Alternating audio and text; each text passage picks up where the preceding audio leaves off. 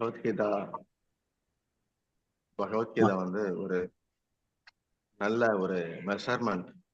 நம்முடைய ஆன்மீக பயிற்சியில இருக்கிறவங்க எந்த தளத்துக்கு வந்திருக்காங்க, என்ன மாதிரி இருக்காங்கிறதுக்கு பகவத்கீதா நல்ல ஒரு அளவுகோல். அதுல பேசப்படுகிற ஒவ்வொரு வார்த்தையும் எல்லாமே வந்து அமுததாரை அப்படின்னு சொல்லி தானே போட்டிருக்கிறாங்க.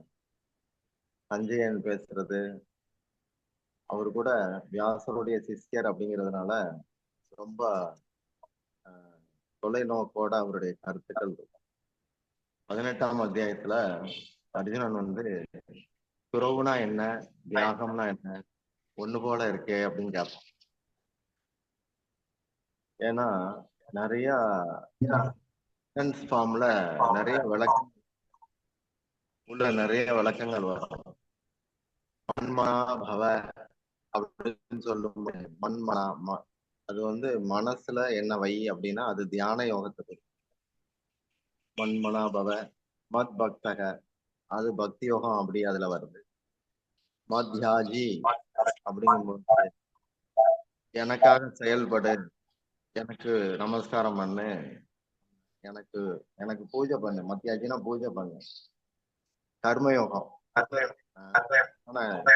குறிக்கும். அடுத்து மாம் நமஸ்குரு, எனக்கு நமஸ்காரம் பண்ணு அப்படிங்கிறது அவருதான் உன்னதமானவர் மேன்மையானவர் தெரிஞ்சாதான் அவருக்கு பணிகிற புத்தி வரும். அது ஞான யோகம் மார்க்கமா போகும்.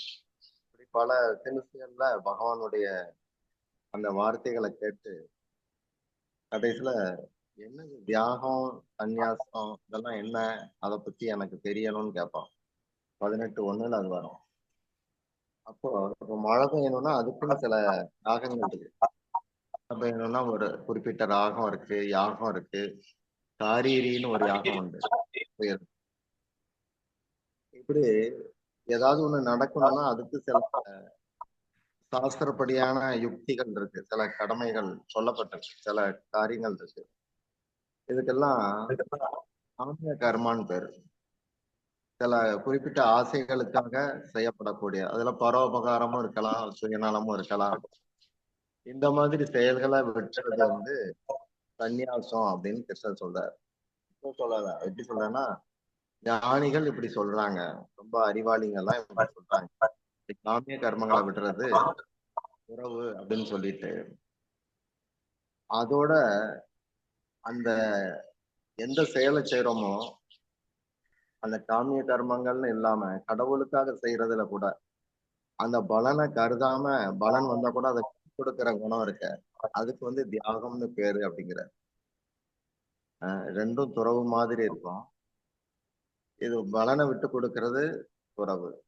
ஆனா பற்றே இல்லாம செயல்படுறது அது வந்து பக்தியில தான் சித்திக்கும் அப்படிங்கிற மாதிரி கொண்டு போறாரு. அப்ப இப்படி விவரமான விளக்கங்கள் எல்லாம் கேட்கிற போது சஞ்சயன் வந்து திருதராஷ்டிர கடைசியில 18:75 அந்த மாதிரி இடங்கள்ல வரும். வாசுதேவசிய பார்த்தசிய சம்வாதம், ரெண்டு பேருக்கும் நடுவுல நடந்த அந்த வியாக்கியான பேச்சுக்களை வந்து நான் கேட்டேன். நினைக்க நினைக்க எனக்கு உலகாங்கிதம் அப்படின்னு சொல்றாரு.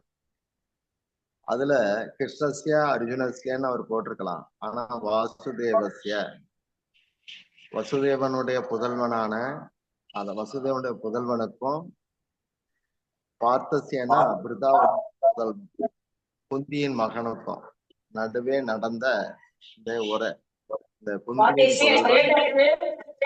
வசுதேவனுடைய புதல்வன் இவங்களுக்கு நடுவுல நடந்த இந்த உரையாடல்களை கேட்டு அதை நினைக்கும் தோறும் என் மேனி சிலிர்க்குது அப்படின்னு சொல்றாரு. இதுல அர்த்தம் என்னன்னா திருதராஷ்டிரர் பேசும்போது வசுதேவனுக்கும் கீதைய பேசுற மாதிரியான புதல்வன் இருந்தார், குந்தி தேவிக்கும் கீதைய கேட்கிறபடியான ஒரு புதல்வன் இருந்தான். ஆனா ஓம் புதல்வன்கள்லாம் என்ன லட்சணத்துல இருக்காங்க பாரு, 100 பேரும். ஒண்ணுக்கும் சம்பந்தம் இல்லாம வெறும் பேராசை பிடிச்சு அலையிறாங்க. அப்படி புதல்வனை நீ பெத்திருக்கேங்கிற அர்த்தத்துல மறைமுகமா அவங்கள இது பண்ற மாதிரி பேசுறார் சஞ்சயன். திருதராஷ்டிரனை நீ வந்து சரியில்லைங்கிறத மறைமுகமா சொல்ற. அவனுடைய கேள்வி, முதல் கேள்வி என்ன இருந்தது? அறநிலமான குரு நிலத்துல சண்டை போட வேண்டி கூடிய மாமகா என் பசங்களும் பாண்டுவின் பசங்களும் அப்படின்னு கேக்குறாரு. என்ன பண்ணாங்கன்னு கேக்குறாரு. மாமகா உண்மையிலே 2 கோஷ்டியும் வளர்த்தது வந்து இவன் தான். ஆனா என் பிள்ளைங்க மட்டும்தான் அப்படிங்கிற ஒரு நினப்பு இருந்ததுனால என் பிள்ளைங்களும், அடுத்து பாண்டுவோட பையன், பாண்டு ஒண்ணும் இல்லை, இவனோடைய ஆளுக்கு தான். ஆனா அப்படி பிரிச்சு பார்த்து சண்டை வந்துச்சா வரலையா, என்ன பண்ணாங்கங்கிறது அவனுடைய கேள்வியா இருந்தது.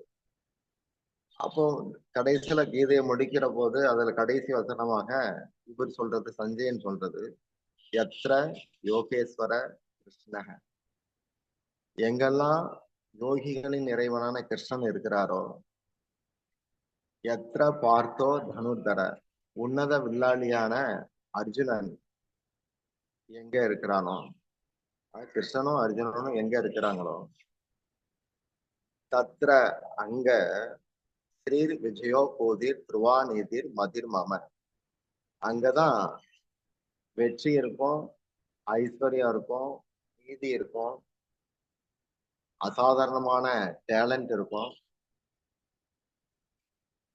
இப்படி அங்கதான் வெற்றின்னு அப்பவே அவர் வந்து பேசிடுறாரு.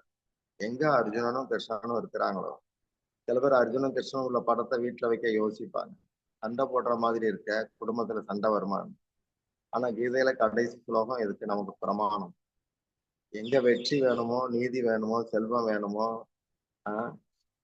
திறமை வேணுமோ, அங்கெல்லாம் ஒரே அடையாளம் அர்ஜுனனும் கிருஷ்ணனும் இருக்கிறது தான் அப்படிங்கிற அர்த்தத்துல கீதை வந்து பூர்த்தி ஆகுது. மதிர் மம, என்னுடைய கருத்து இதுதான் அப்படிங்கிறார் சஞ்சயன். மமங்கிறது என்னுடைய. கீதை ஆரம்பிக்கும் போது தர்மன்னு ஆரம்பிக்கும். தர்மம் எனது, எனது தர்மம் அப்படின்னு ஒருத்தர் வாழணும். தர்மத்துக்கு புறம்பா வாழக்கூடாது. அந்த தர்மத்துக்கு உள்ள இந்த 700 ஸ்லோகங்களும் அடங்கி இருக்கிற மாதிரியாக மகாபாரதம் இருக்கு. இதுல வந்து பக்கத்து பக்கம் இறைவன் கிருஷ்ணர் வர்ணிக்கப்படுறார். கிருஷ்ணர் தான் முழுமுதற் கடவுள், அவர் தான் எல்லாம். நீங்க போக்தா அனுபவிக்கிறவர் அவர் தான். சில பேருக்கு அதுல சந்தேகம் வரும், அவர் எப்படி அனுபவிப்பார், நமக்குள்ள இருந்து அவர் எப்படி அனுபவிப்பார். இப்ப நான் நல்ல சுவையானதை சாப்பிடும்போது அப்படி கண்ணை மூடி மெய் மறந்து அந்த சுவையில நான் உண்மையிலே திளைக்கிறேன்னு வச்சுக்கலாம். இந்த உடலுக்கு அந்த உணர்வுங்கிறது கிடையாது. உணர்வு வந்து ஆத்மாவில இருந்து வருது. ஆத்மா பரமாத்மாவுக்கு சொந்தமானது.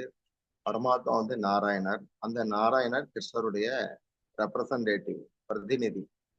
கிருஷ்ணர் நிமித்தமா அவருக்கு ஆத்மாக்களை கொண்டு சேர்க்க அந்தந்த ஜீவனுக்குள்ள வந்து தங்கி இருக்கிற ஒரு அடையாளம் தான் நாராயணர். உள்ள இருக்கிறார். அவர் தான் மனசாட்சியா இருக்கிறார், புத்தியா சில சமயம் இருக்கிறார், வழி நடத்துறவரா இருக்கிறார், எந்திரத்தை செலுத்துறவரா இருக்கிறார். அப்போ அந்த உண்ணும் போதோ இல்லாட்டி உறங்கும் போதோ தன்னை மறந்து தூங்குறவன், அப்போ நான் நேற்று மாதிரி நான் வாழ்க்கையில நிம்மதியா தூங்குனதே இல்லை, அப்படி நான் தூங்கினேன் அப்படின்னு சொல்லும் போது நம்ம தூங்கிட்டோம், ஆனா அதை கவனிச்சது யாரு? அதை கவனிச்சு அது சுகமா இருந்ததுங்கிற அனுபவத்தை பெற்றது யாரு? ஏன்னா நம்ம உறங்கிட்டோம். அது பெற்றது இறைவன் தான் உள்ள அதை பெற்றார். எப்பெல்லாம் இறைவனோட இருக்கிறோமோ அதெல்லாம் நமக்கு சுகமா இருக்கு. அதனாலதான் நிறைய பேருக்கு தூங்குறது கூட பிடிக்குது. ஏன்னா அப்ப மட்டும்தான் கடவுளோட நாம இருக்கோம். அப்போ அந்த உள்ளுக்குள்ள சாட்சியா இருந்து அந்த அனுபவத்தை பெற்று உணர்வு மூலமா நமக்கு அடுத்த நாள் சொல்ல வைக்குது. அதுதான் இறை ஆற்றல்ங்கிறது, இறைவன்கிறது. இப்படி போக்தா அவர் தான் எல்லா லோகங்களுக்கும். போக்தாங்கிறது செயல்களை குறிக்கும். எல்லா லோகங்களுக்கும் இறைவன் நான் தான் அப்படின்னு கிருஷ்ணர் சொல்றார். சர்வலோக மகேஸ்வரம். அது அதை அறிஞ்சிக்கிறது ஞானம். போக்தாராம் யஜ்ஞ தபசாம் சர்வலோக மகேஸ்வரம். அடுத்து உண்மையிலேயே நமக்கு நெருக்கமானவர் யாரு, நலம் விரும்பக்கூடியவர் யாரு அப்படின்னா அதுவும் கிருஷ்ணன் தான். சுகிருதம் சர்வபூதானாம், எல்லா ஜீவனும். அப்போ அதுல அன்பு வந்துருது. இதுல யோகத்தை எல்லாம் இப்படி வார்த்தைகள்ல கொடுக்குறாங்க. அன்பு அதுல வந்துருது. யார் இத தெரிஞ்சிருக்கிறானோ அவனுக்குதான் நிம்மதி கிடைக்கும்னு அந்த 5:29 வரும். இந்த சுலோகத்துல சொல்றாரு. இப்படி கீதையில நிறைய மறைபொருளை உள்ளடக்கி பகவான் பேசுறத சஞ்சயன் நமக்கு தெரியப்படுத்துறார். ஹரே கிருஷ்ணா.